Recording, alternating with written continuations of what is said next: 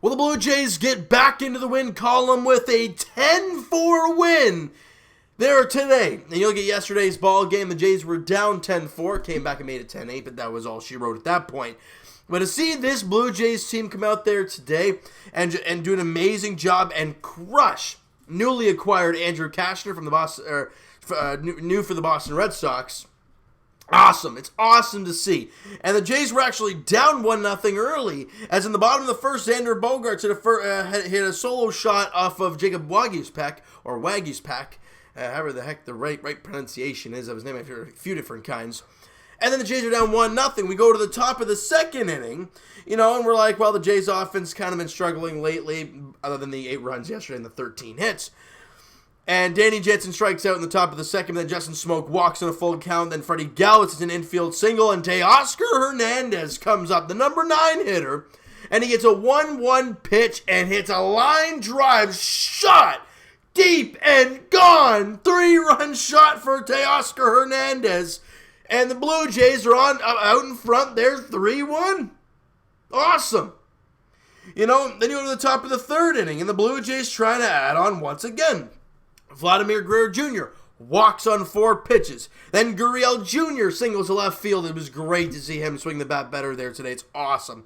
Then Grichuk grounds into a double play, and Vladdy moves up to third base on the play. And Danny Jansen gets hit by a pitch, and then Justin Smoak singles to left field, scoring Vladimir Guerrero Jr., building that lead up to 4-1 now. And the things are going good for the Blue Jays here early on. And Jacob Waguespack looking pretty good here. Had a few rough innings, but overall didn't look terrible. But the bottom of the 5th inning is where Jacob Waguespack really caved in. Again, kind of like Aaron Sanchez, right? He does great for a certain amount of time and then just hits a brick wall. Other than the solo shot, I thought Jacob Waguespack looked pretty good. Got a couple good ground ball double plays. Looked pretty solid. But in that 5th inning, he hits the first 2 batters out. In that 5th. Then he gives up a single to Michael Chavis, a double to Brock Holt, a single to Mookie Betts. He walks Devers, and then gives up a single to Xander Bogaerts. And just like that, the game is tied at 4. All with 2 out. And that's why Charlie Montoyo gave him the boot, and I think they should have given him the boot a little bit earlier because of how tight this game was and the situation at hand. But, not my call, and whatnot. Again, I see why he kept him in there. You want to get him through that inning. There's 2 out. All you need is the 1. He just couldn't get in. Jacob Waguespack's line looks as so: 4 2/3, 6 hits, 4 runs, 2 strikeouts, 3 walks. But you look at that inning, right? And he gave up 1, 2, 3, 4 of his 6 hits were in that 1 inning, and 1 of his 3 walks were in that inning. So if you put the first 4 together, he was pretty damn good. But he has 1 rough inning, and just like that, we're tied at 4. But we go to the top of the 6th inning. All right, and on the very first pitch of the inning from Andrew Cashner, it's a breaking ball, and Justin Smoak is waiting all for it, and he crushes a smoke bomb deep to right, and it's gone. Jays back out in front. It's now 5-4. And then Freddie Galvis then singles to left field, and the Jays just pounds all over Andrew Cashner. They bring in Taylor, who gets a fielder's choice ground out from Teoscar Hernandez. Freddie Galvis gets out, and Hernandez at first. Then he tries to pick off Teoscar Hernandez. Whoop, that's a wide one. And Hernandez goes to second. He goes to third. And now there's a man at third with less than 2 out, and you want to get something going here. And Billy McKinney grounds out, but Teoscar doesn't score, and we're like, you want to get that guy in from third. Well, Taylor seems to help out once again. He throws a wild pitch, and Teoscar Hernandez comes in to score. So he goes from first to home with no base hits. That's called sloppy. And the Jays build that lead up to 6-4 now. And this right here is when the bullpen just goes lockdown mode and does a fantastic job closing out the game. And then we go to the top of the 9th inning. And the scary part about the top of the 9th inning was this. Yes, you have a 6-4 lead, but in the bottom half, you got to face Betts, you got to face Devers, JD Martinez, Xander Bogaerts, and I'm thinking to myself, a 2-run lead ain't safe whatsoever. And I think the Jays were thinking that too. They bring in Heath Embry coming in, and Billy McKinney triples to center field into that weird pesky corner in center. His first big league triple, and it's a leadoff triple to get the Jays going in that inning. And oh, they didn't stop just there. Then Eric Sogard, how he does it, I don't know. Hits it down the opposite field line. It stays fair. It kicks off the wall. And he ends up at second base. McKinney comes in to score. The Jays build that lead. It's now up to 7-4. 3-run lead. Big run there. And Sogard up to second on the play. Next up, Vladimir Guerrero Jr. Actually, Sogard takes off for third. And Vladdy punches a base hit, a hard hit ball into right field. Sogard comes in. Vladdy with the RBI single. Jays up 8-4. They bring in Weber to come in, and Lourdes Gurriel Jr. grounded into a fielder's choice. But you know what I love from Lourdes Gurriel? He ran it out. You see a lot of players, you know the Jays players from the past, the Donaldsons, the Bautizas, they're not running out that double play ball. You're up by 4 runs. Oh well, you just ground a double play, whatever, inning's over, we'll go to the 9th and win the ball game. But Lourdes Gurriel Jr. busts it out of the box, ends up being safe at first, so you gotta get the fielder's choice and whatnot. Then he ends up stealing second base, gets a ball in the back of the head. He seemed to be okay. That's great to see. With him not getting doubled up, did any outs actually happen? No, it didn't, so it wasn't the end of the inning. But it would have been 2 out, nobody on at that point, right? Then he steals second. Then Grichuk doubles. Gurriel comes in to score. Hey, if he doesn't hustle out that chopper and end up getting on first base, that double's just a 2-out double from Randall Grichuk. Instead, it's an RBI double. It's a 9-4 Jays lead. Next up, Danny Jansen. He singles to left field. Grichuk comes in, and it is a 10-4 ball game. So that whole bit about seeing Betts, Devers, JD Martinez, Xander Bogaerts in the next half inning, you just added 4 more runs. You can relax a little bit now. And Daniel Hudson comes out, and there's a little bit of craziness going on there at the bottom of the 9th, but nothing too bad. Doesn't allow a run, gets out of it, closes out the ball game. Blue Jays win 10-4. They get 14 hits in the game. They had 13 yesterday. This is why we're saying this type of stuff, guys, about the Blue Jays. Yeah, their record's not good. And yeah, they're losing series and they're losing games. But you look at the games they're losing, they're really tight games against the Boston Red Sox and the New York Yankees. It's great to see from the Blue Jays. I'm so proud of these guys. Statistically, get ready for this. Whenever you see 14 hits, it's going to be a lot of fun. 2 for 5 with Eric Sogard, run scored and an RBI for him. Vladdy went 1 for 4 with an RBI and a run scored because he walked once as well. That single that Vladdy had was just beautiful, and I want that. I want him to start doing it more consistently. We talked about it in yesterday's video about Lourdes Gurriel Jr.'s 2 for 17 start post All-Star break. And what is he doing the next day? 3 for 5 with a run scored. Great to see Lourdes Gurriel Jr. get back into it. He was a home run away from the cycle. What an amazing job he did there today. Awesome job there. Randall Grichuk 1 for 5 with a run scored and an RBI. Danny Jansen 1 for 4 with an RBI. And Justin Smoke went 2 for 3, 2 RBIs, 2 runs scored. He walked twice. What a day for Big Smoke. Yeah, I love what we saw from Justin Smoke there today. Freddie Galvis went 2 for 4 with a run scored. He's hitting .271. It's Freddie Galvis. What a season he's put together. Teoscar Hernandez 1 for 4, 3 RBIs, and obviously the home run that he had. He also scored 2 runs. And Billy McKinney 1 for 4 with a run scored. Everybody had a hit in the ball game today. That is awesome to see. Now, pitching-wise, we talked about what Jacob Waguespack's line. Justin Schaefer picks up the victory in the ball game. He went an inning, gave up a hit, no runs. Walked 1, struck out a batter. Clean job for him. Tim Mesa came out to clean up Schaefer's mess. Got the strikeout in that inning. And then he ends up going 2/3 of an inning, gives up 1 hit, no walks, no runs, and a strikeout. And David Phelps, arguably the MVP in the ball game, comes into a really tough situation. All right, in that bottom of the 8th inning, with was it the 8th? No, it was the 7th that he came in, right? Yeah, with Mookie Betts at second with 1 out. And you got to go through Bogarts, Martinez, and Andrew Benintendi. Now, he walks Bogarts, so that's first and second now with only one away. But he gets J.D. Martinez to line out to Teoscar Hernandez. He gets Benintendi to pop out. And then you go to the bottom of the 8th inning. He gives him a one-out walk to Michael Chavis. But that was it.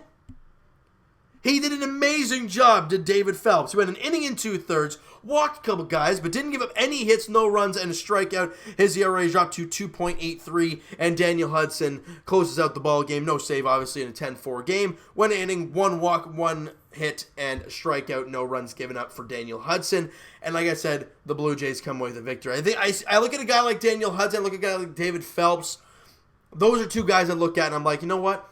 I wouldn't be opposed to them getting moved. Veteran arms, having pretty good seasons. David Phelps obviously hasn't pitched quite as much as Daniel Hudson, but since he has come back from that big injury that he had, obviously, he's been fantastic as David Phelps. I've loved what we've seen from him. He went an inning and 2/3 today. How many innings has he pitched? He only pitched 12 and 2/3. Obviously not a whole lot of innings. Maybe they'll just keep him the rest of the way because he hasn't pitched a lot. I don't know. I don't know how they're going to play it out, but the trade deadline is getting closer and closer and closer, and we all don't know what to expect, all right? So, let's go to the Buffalo Bisons here, and they won 5-3 today against the Charlotte Knights. Bo Bichette, 2 for 4 in the ball game, and some comments from Bo Bichette there. I don't know if it was before or after the game. Let's see if I can find it here. I'm not too sure if I'll be able to for you guys, but if it was something along the lines of he has done everything he can and everything he has been asked to do from the organization. He thinks he's ready. He's gotten better as a hitter, a defender, a teammate, a base runner, fielding. He's gotten I guess defense and fielding, same thing. But you guys get the gist of it. He basically says that he's ready to go. He's ready for the big leagues. He's ready for that next challenge. Now, the question remains: is Mark Shapiro and Ross Atkins ready to make that call? I personally believe it's not yet. I think it's going to be in the homestand coming up. All right, the Jays got the rest of the Red Sox series here. Then they go to Detroit, and I think after that series they come home for Cleveland. And I think that right there is when you're going to see Bo Bichette get called up. But in that meantime, in my eyes at least, you got to move a guy like Eric Sogard or Freddie Galvis. I think those are one of the two guys that has to go if you bring a guy up like Bo Bichette. Because where else is he going to fit? If we're talking about infielders, you have Vladimir Guerrero Jr., you got Brandon Drury, unless you move him, but I mean, he hasn't been playing that much. Freddie Galvis, Eric Sogard, Kevin Biggio. Kevin Biggio can play right field, I get that, but I don't know. Do you put Sogard on the bench? You kind of can. He's putting up the greatest at-bats out there, and Galvis is hitting well lately. He's hitting 271 on the year. So what do? In my eyes, and it's still the same thing, you trade Eric Sogard. As much as he's been amazing, and I love what he's done for this team, he's a veteran guy that has never hit like this in his career. You take advantage of that. Now, again, I don't know what they would get back, if really anything, but for that matter, I don't know. I would love to see Bo Bichette up here ASAP, but the spots right now, I don't know where he's going to play. And when he comes up, he's got to play. So I don't know what they're going to do. I don't know what the thought is on that and all that spiels and all that crazy stuff. But I truly believe that he's going to be up here very soon. I don't know when. I don't know if it's going to be after a trade. I don't know what the heck is going to happen. But all I know is Bo Bichette does deserve to be at the big league level right now. People are going to say, well, he was injured. He only played 45 games. How many games did Kevin Biggio play before getting called up? Maybe a little bit more than Bo Bichette has played, but not very much. So, again, we'll see how that goes. Dalton Pompey had a great ball game. He went 3 for 4 in the game there today for the Buffalo Bisons. Great to see him hitting well. It's really, really good. And Ryan Baracki was on the mound. Went 6 innings, gave up 5 hits, 3 runs, walked 1, gave up a couple home runs, struck out 6 guys. It's great to see Ryan Baracki going out there and throwing 6 innings. It's great to see for Ryan, and he'll be back here probably in the next start or two. So it's going to be really nice to see Ryan Baracki back in the Blue Jays uniform very, very soon. All right, we'll go down to the Double-A New Hampshire Fisher Cats, and they just did not play a great ball game offensively. They lost 4-0 to the Portland Sea Dogs, and they had 4 hits. Logan Warmoth went 1 for 3. Chad Spanberger went 1 for 3, and then a couple guys at the bottom of the lineup got a couple hits, but that was about it. Now, pitching-wise, Hector Perez picks up the loss. Doesn't deserve it, though. He went 6 innings, gave up 4 hits, 2 runs. Only 1 was earned. He walked 3 and struck out 6. I thought he was really good in that outing there today. Again, something to build on for him. He's got to get better. I mean, he was the main piece in the Roberto Osuna deal last year. So we want to see him start to grow and start to get going. I mean, he's still young, 22, 23 years of age, obviously. So it's hard to dwell on that. But again, a guy like Hector Perez, I think you want to see this guy continue to grow. And see an outing like that today, it's awesome to see down there for the AA New Hampshire Fisher Cats. Now, Dunedin had a doubleheader there today, and they lost 8-4 in the first game. Any positive out of that? Alejandro Kirk went 1 for 3. Demi Olamoye went 2 for 3 with 2 RBIs and a run scored. Ryan Noda 1 for 2 with a couple RBIs and a walk, and that's about it. Game 2, my boy Josh Winkowski was on the mound, and he put up a great performance even though they lost 2-0. And Dunedin only had 1 hit, and it was Casey Clemens who went 1 for 2. That was it. Josh Winkowski, though, went 6 innings, gave up 8 hits, 1 run, did not walk a batter, and struck out 5, ERA of 1.50 for Josh Winkowski. My man, continuing to develop at a really fast rate, and I'm loving what we're seeing from Winkowski. He's looking really good down there in the minor leagues. Growing fast. He's 20 years old. Just keep an eye on him, people. He's doing really well. If he pitches really well the rest of the year, would not surprise me if he's in AA New Hampshire next year. It would not surprise me. Now, I mean, he might start the year down in high A ball, kind of like what happened with Nate Pearson. And if he dominates early, he'll get the call really quick up to AA. I don't know how they're going to play it out, but seeing him dominate down there is awesome. All right, we'll go down quickly to the Lansing Lugs. Actually, I don't think Lansing played today. No, they did not play today. They play tomorrow. Vancouver's playing right now. 0-0 ball game. At least when I started the video, it was 0. It's 2-0 Vancouver. All right, so there you go. How are they doing? So what happened? Anything good? Anything good? My boy Contreras went 1 for 1, had a walk, and he scored a run as well. Good job there. But other than that, nothing too crazy going down there. But going down to the Bluefield Blue Jays, they had a doubleheader again today. Not again, but they had a doubleheader today as well as the Dunedin Blue Jays.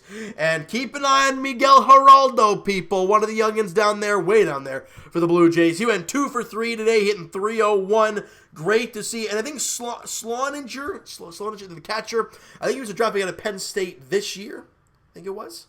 He's hitting .414 down there in Bluefield. I mean, that's really good. Now, ideally, it's very early on in the season, so you don't want to dwell on that too much. And then they won 11-4 in Game 2 there tonight. All right, and Miguel Geraldo went 2 for 3 again. He had a walk and he got a couple runs scored in the ball game. He's hitting .313 is young Miguel Geraldo, and Leonardo Jimenez, the other young one down there, 1 for 3 with a run scored and a walk. He's hitting .312. The two youngins down there are doing awesome. Loving what we're seeing down there on the mound. I don't think there's anybody crazy. No. All right, so back to the big league club for the Blue Jays. Game 3 of the 4-game series against the Red Sox goes tomorrow night, 7:10 first pitch at Fenway Park. Aaron Sanchez, Eduardo Rodriguez is the pitching matchup there tomorrow night. That video might be up a little bit later than usual. I have my baseball game to play there tomorrow, so it might be up a little bit later than usual, guys. But just giving you the heads up about that right away. All right, so guys, that is going to do it for this one. If you guys enjoyed this video and you guys enjoyed the ball game today, smack the like button to appreciate that. Hit the subscribe button if you guys have not already. Comment down below your thoughts on the game, your thoughts on the video, your thoughts on all the minor leaguers we've been talking about, everything about this Blue Jays team. Your thoughts on the whole Eric Sogard, Freddie Galva situation, your thoughts on the whole Bo Bichette comments. I want to hear your guys' thoughts about everything towards this team. Go crazy in the comments below, all right? Check out my main man, Mo Buckets on Twitter, Blue Jays Wave on Instagram. If you did not see Teoscar Hernandez's home run, if you did not see Justin Smoke's home run today, go check it out. Blue Jays Wave on Instagram, guys. He's an awesome guy. He posts fantastic content, quick and awesome. Go check him out, guys. Blue Jays Wave. Twitter is down below. Follow up, send me a DM, guys. Do all that great stuff, and I will talk to you guys Blue Jays edition in Game 3 of the 4-game set against the Boston Red Sox there tomorrow night, 7:10 first pitch at Fenway Park. Aaron Sanchez, Eduardo Rodriguez is the pitching matchup there at Fenway. Thank you guys so much for listening and watching. Hope you guys enjoyed this video. I'll talk to you guys then.